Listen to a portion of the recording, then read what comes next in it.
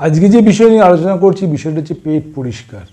পেট পরিষ্কার হচ্ছে না এ নিয়ে অনেক লোকে ভোগে। এটাকে বয়স বাড়তে বাড়তে আরও বেশি করে দেখা দেয় এবং এটা মেন্টাল একটা বিশাল একটা টেনশানে করে। আপনি বিয়ে বাড়ি যাচ্ছেন, মনে হচ্ছে যে পেট পরিষ্কার হচ্ছে না, পেটটা খিটখিট, মানসিক সমস্যা বা ধরেই পটি হয়ে যাচ্ছে। তো এই যে পেটের যে সমস্যা, এই পেটের সমস্যাটা আপনি নিজেই ঠিক করতে পারেন।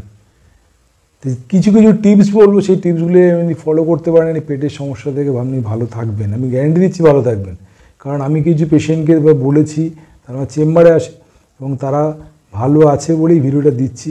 তারা কিন্তু এগুলো মেনটেন করে। আপনি যদি মেনটেন করতে পারেন, আপনার এই পেটের সমস্যা, আমাশার সমস্যা, তার সঙ্গে সঙ্গে কনস্টিপেশনের সমস্যা থেকে আপনি ভালো থাকবেন।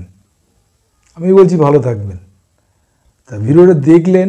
আর একটাই কথা বলি, আমার হোয়াটসঅ্যাপ নাম্বার এখানে থাকে। হোয়াটসঅ্যাপ নম্বরে কোনো অসুবিধা হলে আমাকে অবশ্যই জানাবেন, আমি আপনাকে হেল্প করে দিলাম। আর একটাই কথা বলি, সাবস্ক্রাইব করতে ভুলবেন না, বেল আইকন টিপতে ভুলবেন না, আর সবাই কিন্তু শেয়ার করতে ভুলবেন না। ভিডিওটা দেখলে আপনি জানতে পারবেন আপনার কনস্টিপেশনের সমস্যা ঠিক থাকবে, আপনার আমাশার সমস্যা ঠিক থাকবে এবং তার সঙ্গে সঙ্গে কনস্টিপেশন থাকলে কোমরের সমস্যা বা অন্যান্য অনেক সমস্যা থেকে আপনি বাঁচতে পারবেন শুধুমাত্র এই ছোট্ট ছোটো টিপসগুলি আপনি ফলো করতে পারেন। দেখুন ভিডিওটা শেষ পর্যন্ত, আপনি উপকার পাবেনই পাবেন।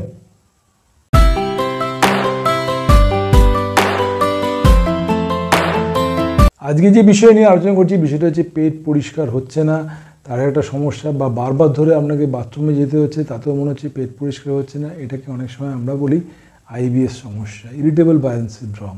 সেটাও হতে পারে। আর অনেক সময় দেখা যায় আপনার আমাশার সমস্যা দেখা দিচ্ছে। আপনাকে কিছু কিছু জিনিস আমি ফলো করার জন্য আমি বলেছি, কারণ তারা করেছে, তারা ভালো আছে। প্রথমে যদি এরকম মানসিকতা থাকে যে আমি বারবার ধরে বাথরুমে যাচ্ছি কিন্তু বাথরুম হচ্ছে না, পটি হচ্ছে না, তাহলে প্রথমেই আমাকে জানতে হবে। আর অনেক আপনি টেস্ট করেছেন, অনেক টেস্ট আপনাকে ডাক্তার দিয়েছে, ডাক্তার দেখিয়েছেন, অনেক টেস্ট করেছেন, ওষুধ খেয়েছেন, কিছু কিছু সমাধান হচ্ছে না, তাহলে আপনাকে চিন্তা করতে হবে যে আপনার কিছু হয়নি। আপনার কনফিডেন্স রাখতে হবে যে আমি এত টেস্ট করেছি, টেস্টিতে আমার কোনো রেজাল্ট আসেনি, যখন আমি ভালো আছি, আমার কোনো সমস্যা নেই। তার জন্য আপনাকে মানসিকভাবে প্রস্তুত থাকতে হবে। তার জন্য রেগুলার ওয়াইজ আপনাকে মেন্টাল পিসের জন্য চুপচাপ বসে ধ্যানে করুন।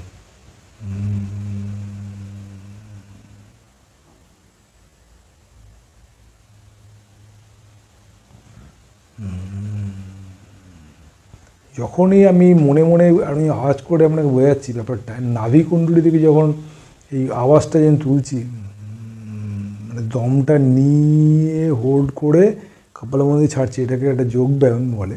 এটা খুব ভালো যোগা একটা।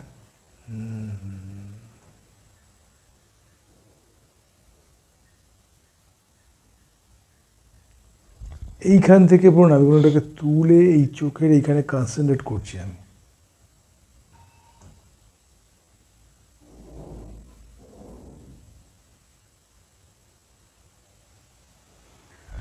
এই কনসেন্ট্রেশনটা যত আপনার বাড়বে, তা আপনার আত্মবিশ্বাস বাড়বে। যত আত্মবিশ্বাস বাড়বে তখন আপনি ভাববেন আমার তো কিছু হয়নি। আর আপনি যদি মনে করেন আমাকে এই হয়েছে সেই হয়েছে, তাহলে কিন্তু কোনোদিন আপনি রোগ থেকে বাঁচতে পারবেন না। এই ছোট্ট যোগব্যায়াম বা ছোট্ট প্রাণায়াম আপনি যদি রেগুলার ওয়াইজ করতে পারেন, তাহলে আপনার কনসেন্ট্রেশন লেভেল বাড়বে, আপনার কনফিডেন্স লেভেল বাড়বে, তাহলে আপনি এই পেটের সমস্যা থেকে মুক্তি পাবেন। এবং পেটের সমস্যা থেকে মুক্তি পাওয়ার জন্য আরও কিছু টিপস বলি। খাওয়া দাওয়া, অয়েল জাতীয় জিনিস বা পাকানো হওয়া রান্না করা জিনিস খাওয়া বন্ধ করুন। এনিম্যাল প্রোডাক্টস খাওয়া বন্ধ করুন। মাছ খেতে পারেন, কিন্তু এনিম্যাল প্রোডাক্টস, যাতে পা আছে, 4 পা হোক, 2 পা হোক, মুরগি মাংস, মটন, চিকেন, যেগুলো খেতে পারেন, ডিম, এগুলো সব অফ করে দিন। দুধ পর্যন্ত খাওয়া বন্ধ করুন। দুধের একটা জিনিসই চলবে, যে টক দই। চিনি খাওয়া বন্ধ করুন। আর একটা কথা বলি, নর্মাল লাইফ লিড করার জন্য সুন্দর যেরকম ঘুম দরকার, সুন্দরভাবে ব্যায়ামটাও করা দরকার। আপনি যদি 3টে ভাগে ভাগ করে নেন জীবনটাকে, সকালে একটা সকাল থেকে একটা পার্ট, বিকেল থেকে একটা পার্ট, রাত্রির থেকে একটা পার্ট। রাত্রির 8টার মধ্যে খাবেন। শুয়ে নাও পড়লে অন্তত রাত্রির 8টার মধ্যে খাওয়ার পরে হাঁটাচলা করুন, কিছু খাবেন না। আর 10টার মধ্যে যদি ঘুমোতে যান, সেই ঘুমটা ডিপ স্লিপ হবে। সন্ধ্যে 6টার পরে জল খাওয়াটা আপনাকে অফ করতে হবে, তাতে রাত্রিরে বারবার ধরে উঠতে না হয়। ওষুধ খাওয়ার জন্য বা নর্মালি জল খাওয়ার জন্য যেটুকুনি দরকার সেটুকুনি জল খাওয়ার চেষ্টা করবেন। সকাল থেকে জল খাওয়ার পরিমাণ ঠিক রাখুন, সন্ধ্যে পরে জল খাওয়ার পরিমাণ শেষ করে দিন।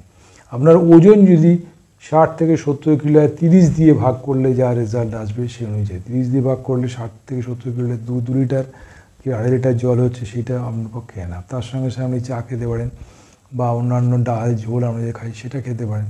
তা আপনার 2 লিটার মাস্ট, 2 থেকে 2.5 লিটার জল মাস্ট। বেশি খাওয়া কিন্তু ক্ষতিকারক।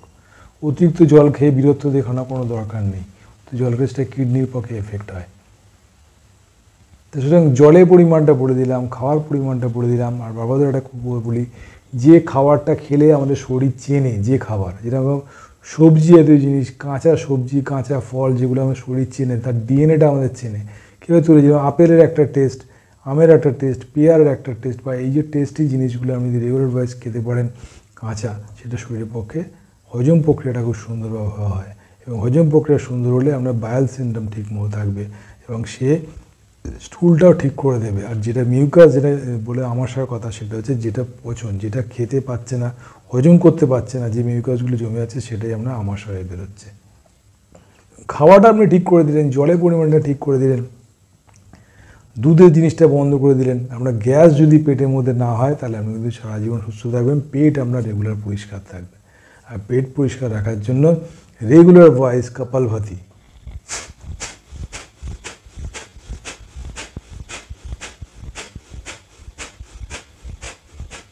বাবু হয়ে বসতে হবে তার কোনো মানে নেই, চেয়ারেই বসে আমার মতো করতে পারেন। পেটটাকে নাড়াতে হবে, যত পেট নাড়াবেন শ্বাস প্রশ্বাসের প্রক্রিয়া যত ভালো হবে, তার সঙ্গে সঙ্গে আপনার পেটের ভেতরে small intestine, large intestine, liver, আপনার কিডনি পজিশানগুলো, তারপরে আমাদের প্যানক্রিয়াসের যে জায়গাগুলো, অগ্নাশয় যাকে বলি, এই সমস্ত মাসেলসগুলোকে অ্যাক্টিভিটিস আপনি বাড়াচ্ছেন। রেগুলারভাবে যদি করতে পারেন অ্যাক্টিভিটিস বাড়বে, গ্যাস আপনার হবে না। আর প্রতি 3 ঘন্টা অন্তর অন্তর কিছু কিছু খাবেন, প্রতি 3 ঘন্টা অন্তর অন্তর কিছু কিছু খাবেন, এটা মাথায় রাখতে হবে। আর সন্ধ্যে 8টার মধ্যে খাওয়া শেষ করার চেষ্টা করুন। সকাল থেকে রাত্রির 8টার মধ্যে, মানে সকাল 8টা থেকে রাত 8টা পর্যন্ত খাবেন, রাত্রির 8টা থেকে সকাল 8টা পর্যন্ত না খেয়ে থাকবেন। আর এই ছোট্ট ছোট্ট টিপসগুলো আপনি ফলো করবেন। নিজের আত্মবিশ্বাস বাড়ান, পেট পরিষ্কারের জন্য কোনো ডাক্তারের প্রয়োজন হবে না। আর নিজেকে নিয়ে চিন্তা করুন যে আমার কি ভুল হচ্ছে। যদি এটা ধরে নিতে পারেন আমার এইটা ভুল হচ্ছে, আমি যে টিপসের কথা বললাম এটা থেকে কোনো গন্ডগোল করছেন, তাহলে সুস্থ থাকবেন। এই ছোট্ট ছোট্ট টিপসগুলো আপনি জানলেন। আর একটাই কথা বলি, আমি এগুলো প্রমাণ করেছি বলে আপনাদের দিচ্ছি, তারা ভালো আছে। এবং সেই ভালো থাকার জন্য আমার এই নাম্বারটা আমি সবসময় দিয়ে থাকি, হোয়াটসঅ্যাপ নাম্বার। হোয়াটসঅ্যাপে কোনো অসুবিধা আমাকে অবশ্যই জানাবেন আপনার অসুবিধা হলে। আর আমাকে একটাই কথা বলি, সাবস্ক্রাইব করতে ভুলবেন না, বেল আইকন টিপতে ভুলবেন না। আপনাদের একটা কথা বলি, সবাইকে শেয়ার করতে কিন্তু ভুলবেন না। কারণ আমি দীপাঞ্জন সামন্ত, আপনার বাড়ির ছেলে। আমি স্পোর্টস সায়েন্স, স্পোর্টস মেডিসিনের লোক, ফিজিওথেরাপিস্ট। আমি প্রমাণ করেছি, তারা ভালো আছে বলেই আপনাদের দিচ্ছি। আপনারা দূর দূরান্ত থাকেন, তারা আমাদের ভিডিও দেখে আপনি উপকার পান, আমি চাই। ভিডিওটা দেখলেন, ছোট্ট ছোট্ট টিপসগুলো যেগুলো বললাম সেগুলো ফলো করলেন। আর যদি পিচ্ছিল জাতীয় জিনিসগুলো, যেরকম ময়দা, অতিরিক্ত তেলের জিনিস, ভাজা ভুজি, এগুলো অফ করুন। যদি ক্যালসিয়াম খেতে হয় তাহলে সাদা তিল খান। আর একটাই কথা বলি, তেল খাওয়া অফ করুন, দুধ খাওয়া অফ করুন, চিনি খাওয়া অফ করুন। এগুলো বারবার ধরে একটাই কথা বলি, আপনাদের ভালোর জন্য এই কথাগুলো বলছি। আপনারা ভালো থাকুন, সুস্থ থাকুন, আরও করে আমার ভিডিও দেখতে থাকুন। নমস্কার।